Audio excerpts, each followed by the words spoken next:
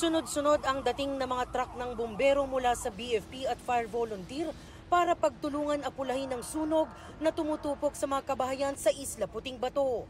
Bago mag alas 4 ng hapon nang ideklara ng BFP ang first alarm. Pero sa bilis ng paglaki nito, pagsapit ng alas 5:30 ng hapon, umabot na ito sa Task Force Alpha. Dikit-dikit ang mga bahay, karamihan daw ay gawa sa light materials. Sa May Manila International Container Terminal o MICT na, pumwesto ang mga bumbero para upulahin ng nagngangalit na apoy. Malapitang binomba ng tubig ng mga bumbero ang mga nagliliyab na bahay. Magganituan dito. Buti may nakuha kayong mga gamit ng... Wala. Wala kayo nakuha? Ito nga po, wala nakuha. Ate ko. Makapal na usok na rin ang bumabalot sa mga bahay. Bumutas na sila ng mga pader para mailusot ang kanilang mga hose sa mga nasusunog na bahay. Wala kasing mapupwestuhan ng fire truck sa may focal point ng apoy sa may Isla Puting Bato. Katabi na kasi ito halos ng Manila Bay. Gamit ng mga bumbero ang kanilang mga hagdan, inaakyat na nila ang mga pader mula sa MICT para makatawid sa Isla Puting Bato.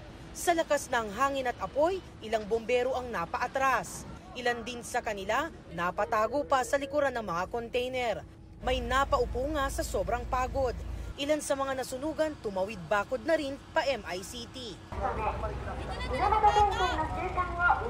Gamit ang hagdan, tumawid na rin ang ilang residente bitbit ang kanilang mga naisalbang gamit pa MICT. Kita namin yung malakas na yung usok, kaya bigla kaming siksikan yan sir. Lahat yan, mga puro bahay na yan, walang bakante. Gumamit na rin ng mga fireboat ang BFP para maapula ang focal point ng sunog. Wala pa naman na itatalang sugatan dahil sa insidente. Nagpapatuloy ang investigasyon sa sanhi ng sunog. Inaalam pa kung ilang residente ang naapektuhan. Nagkasunog din kanina umaga sa Barangay 135 sa Tondo, Maynila. Halos 20 pamilya ang apektado. Gawa sa light material sa mga bahay kaya mabilis na kumalat ang apoy. Walang naiulat na nasaktan sa sunog. 4 naman ang nasugatan sa sunog sa Barangay San Dionisio, Parañaque City. Sa ulat ng Super Radio DCBB, kabilang dyan ang tauhan ng BFP na nakuryente habang sinasagip ang isang residente. Mahigit 30 pamilya ang apektado sa sunog na iniimbestigahan pa ang sanhi.